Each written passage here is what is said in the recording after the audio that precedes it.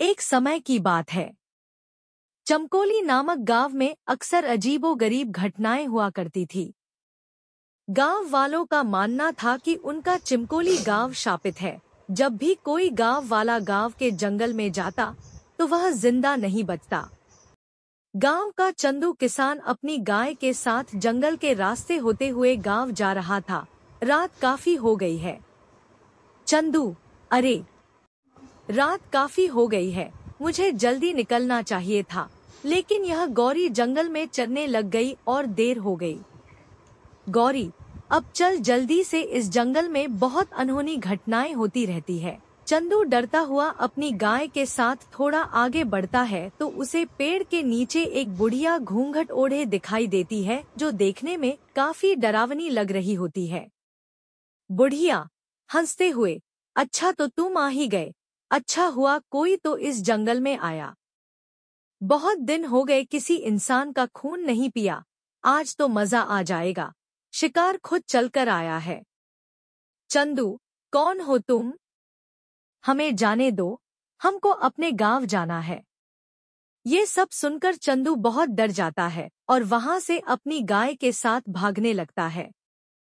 चंदू, भाग, अरे तेज भाग मेरी गौरी, नहीं तो आज हम दोनों नहीं बच पाएंगे। तभी वो घूंघट वाली बुढ़िया उसके सामने आ जाती है और अपने लंबे लंबे नाखूनों से चंदू को मार डालती है, उसके बाद उसकी गाय को भी। अगली सुबह ये खबर गांव वालों को पता चलती है। गांव के लोग ये जानकर बहुत हैरान हो जाते हैं। गांव में आदमी, अरे भैया, सुना है उस घूंघट वाली बुढ़िया ने कल रात चंदू किसान और उसकी गाय को मार डाला। भैया, ये तो अच्छा नहीं हुआ भैया। दूसरा आदमी, हाँ भैया, अब तो इस गांव में रहते भी डर लगता है, लेकिन क्या करें भैया, गांव छोड़कर भी तो नहीं जा सकते ना। वो ये जंगल है, वो गांव के बीचों बीच ही पड़ता है, आखिर जाए तो कहाँ जाएं? ये बोलते हुए वो दोनों बहुत उदास हो जाते हैं। चंदू के मरने की खबर उसके घर पहुंचती है। चंदू किसान का बेटा पप्पू जोर जोर से रो रहा होता है। वाणी, पप्पू की सौतेली माँ, अरे रे, अब बस भी कर दे रोना तू, तेरा बाप तो तुझे छोड़कर चलता बना मेरे ऊपर, आखिर मैं कहाँ से खिलाऊंगी तुझे रोटी? मेरा तो खुद एक बेटा है और तेरे बाबा जो आज तक एक पैसा भी नहीं जोड़ पाए, छोड़ गए तुझे मेरे ऊपर। नहीं नहीं, अब मैं तुझे अपने पास नहीं रख सकती, हाँ निकल जाए यहाँ से। जग्गू, पप्पू का सौतेला भाई, अरे हाँ माँ, निकालो इसे यहाँ से, पिताजी का सबसे लाडला बना फिरता था, अब आएगा मजा। पप्पू, अरे नहीं नहीं माँ, ऐसा मत कीजिए, मैं आखिर कहाँ जाऊंगा। माँ, ऐसा मत कीजिए माँ, पिताजी के बाद अब आप ही मेरा सहारा है। माँ, वाणी, अरे वो सब मैं कुछ नहीं जानती, समझा, तुझे इस घर से जाना ही होगा, जा यहाँ से। जिसके बाद पप्पू वहाँ से बड़े उदास मन से चल देता है। चलते चलते वो गांव के उसी जंगल में आ जाता है। जैसे ही पप्पू अंदर जंगल में जाता है, उसे डरावनी आवाजें सुनाई देने लगती है। वो बहुत डर जाता है। पप्पू, अरे रे, ये कैसी अजीब सी आवाज है, मुझे तो बहुत डर लग रहा है। हे भगवान, इस गांव से बाहर जाने का एक यही रास्ता है जो जंगल से होकर गुजरता है। हे भगवान, मेरी सहायता कीजिए, अभी तो मुझे बहुत भूख भी लगी है। हाँ, और जिस ओर से डरावनी आवाजें आ रही होती है, पप्पू उस ओर चल देता है। तभी वो देखता है कि वहीं पेड़ के नीचे घूंघट में एक बुढ़िया बैठी है। बुढ़िया हंसते हुए, आ गया तू डॉट, अब मुझे एक नया शिकार मिल गया। उसकी बात सुनकर पप्पू काफी डर जाता है। पप्पू, हे भगवान, अब मैं क्या करूं? तभी भागते भागते पप्पू एक गड्ढे में गिर जाता है। जैसे ही पप्पू उस गड्ढे में गिरता है, वो एक ऐसी जगह पहुंच जाता है जहां बहुत रोशनी होती है। काफी बड़े बड़े पेड़ होते हैं और उन्हीं पेड़ों के पास एक बहुत ही सुंदर नदी होती है। वहाँ आसपास अलग अलग तरह के पक्षी और जानवर घूम रहे होते हैं। सबको देख पप्पू हैरान रह जाता है। पप्पू, अरे ये मैं कहाँ गया हूँ? ऐसा अजीब सा जंगल तो मैंने कभी नहीं देखा। तभी वो थोड़ी दूर चलता है कि उस जंगल में गांव के वो लोग जो मर गए थे, पेड़ से बंधे थे और साथ में पप्पू के बाबा भी थे। पप्पू ये देखकर हैरान रह जाता है और अपने बाबा के पास आ जाता है। पप्पू, अरे बाबा, अब जिंदा है? आपको पता है, मुझे लगा था मैंने आपको खो दिया, लेकिन आप तो जिंदा है। लेकिन आप यहाँ कैसे आए? पप्पू की इन बातों का उसके बाबा पर कोई असर नहीं हो रहा था। पप्पू, अरे बाबा, आप बोलते क्यों नहीं? तभी बापू के पास एक अजीब सा दिखने वाला आदमी आता है जिसकी 3 आंखें होती है। पप्पू उसे देखकर हैरान हो जाता है। आदमी, अरे बेटा, तुम मुझसे डरो मत। मैं तुम्हें कुछ भी नहीं करूंगा। इस जादुई जंगल में आसानी से कोई नहीं आ सकता। अगर तुम यहाँ आए हो तो जरूर तुम में कोई खास बात अवश्य है। पप्पू, लेकिन आप कौन हैं? और यहाँ पर मेरे गांव के वो सारे लोग मौजूद हैं जो मर गए थे, यहाँ तक कि मेरे बाबा भी। मेरी तो कुछ समझ नहीं आ रहा है। आदमी, बेटा, मैं इस जंगल में कई वर्षों से तपस्या कर रहा था कि अचानक एक दिन यहाँ पर एक औरत जो पिशाचिनी थी, वो आ गई। कई वर्षों की तपस्या के बाद मुझे एक मंत्र मिला जिससे मैं सबसे शक्तिशाली हो सकता था और हमेशा के लिए अमर भी। लेकिन इस बात की खबर उस पिशाचिनी को लग गई और यहाँ मुझे मारने आ गई। फ्लैशबैक, पूर्वालोकन। बुढ़िया, मैं पिशाचिनी हूँ। मुझे पता चल गया है कि तेरे पास वो जादुई मंत्र है। मुझे वो जादुई मंत्र बता। मैं इस दुनिया में अमर होना चाहती हूँ। आदमी, उस समय अगर मैं पिशाचिनी को जादुई मंत्र नहीं बताता तो वो मुझे मार डालती, इसलिए मैंने उसे वो जादुई मंत्र बता दिया। लेकिन क्योंकि वो एक पिशाचिनी औरत थी इसलिए उसे अमर होने के लिए उस जादुई मंत्र के साथ साथ कुछ लोगों के खून की भी जरूरत थी जिनका खून पीकर वो अमर हो सकती थी। तब से ही पिशाचिनी अपना भेष बदलकर अलग अलग गांव में जाती है और लोगों को मारकर उन्हें यहाँ इस जंगल में ले आती है और उनका सारा खून पी जाती है। 3 आंखों वाले आदमी की ये बात सुनकर पप्पू दंग रह जाता है। पप्पू, तो क्या अब मेरे बाबा और मेरे गांव के सभी लोग कभी जिंदा नहीं हो पाएंगे?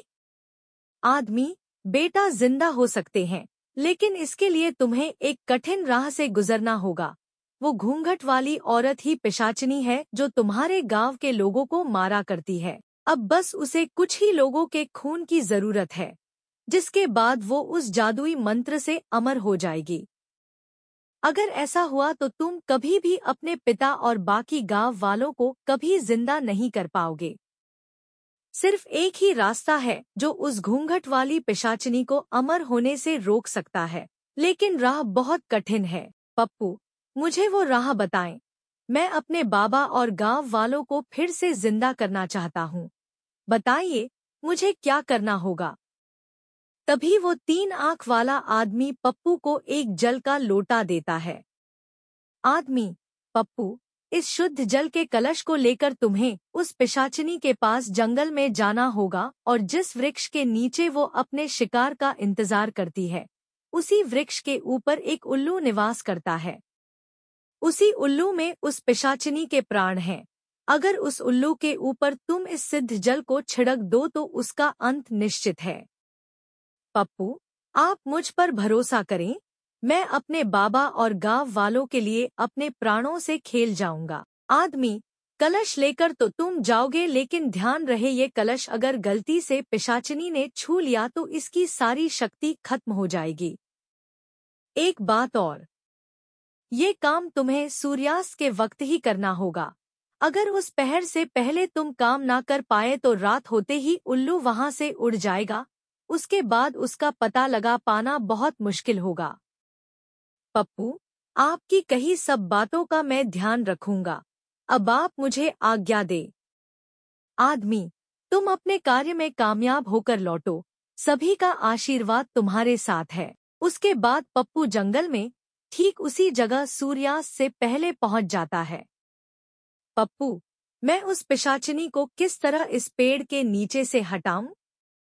अगर मैं इसके सामने गया तो ये मेरे पीछे पड़ जाएगी और इस कलश को भी तोड़ना चाहेगी। हे भगवान, मेरी मदद करो। तभी पप्पू के सामने उसकी गाय गौरी, जिसको पिशाचिनी में मार दिया होता है, वो आ जाती है। पप्पू, अरे गौरी, तुम आ गई। गौरी, हाँ पप्पू, मैं तुम्हारी मदद करने आई हूँ। अब मैं तुम्हारा रूप लेकर पिशाचिनी के सामने जाऊंगी, जिससे वो मेरे पीछे भागेगी। तब तुम पीछे से जाकर उस पेड़ पर बैठे उल्लू पर इस सिद्ध जल को छिड़क देना, जिससे इस पिशाचिनी का अंत हो जाएगा। पप्पू, ठीक है, मैं बिल्कुल वैसा ही करूंगा। उसके बाद गौरी पप्पू का रूप ले लेती है। पिशाचिनी के सामने जाकर, गौरी, इधर देखो बूढ़ी पिशाचिनी, आओ मेरे पास। पिशाचिनी, अरे ये क्या देख रही हूँ? आज मेरा शिकार मुझे खुद बुला रहा है। आज तो आनंद आ जाएगा। उस दिन तुम कहीं भाग निकले थे, आज तुम्हें कोई नहीं बचा पाएगा।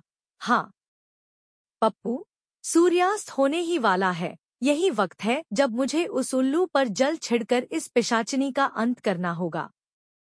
पप्पू झट से उस पेड़ पर चढ़ जाता है और देखता है कि एक बहुत भयानक सा उल्लू पेड़ की डाल पर बैठा हुआ है। पप्पू कलश से जल उस पर छिड़क देता है, जिससे उल्लू जलकर खाक हो जाता है और वहीं दूसरी ओर पिशाचिनी गौरी के पीछे भागते हुए जलने लगती है।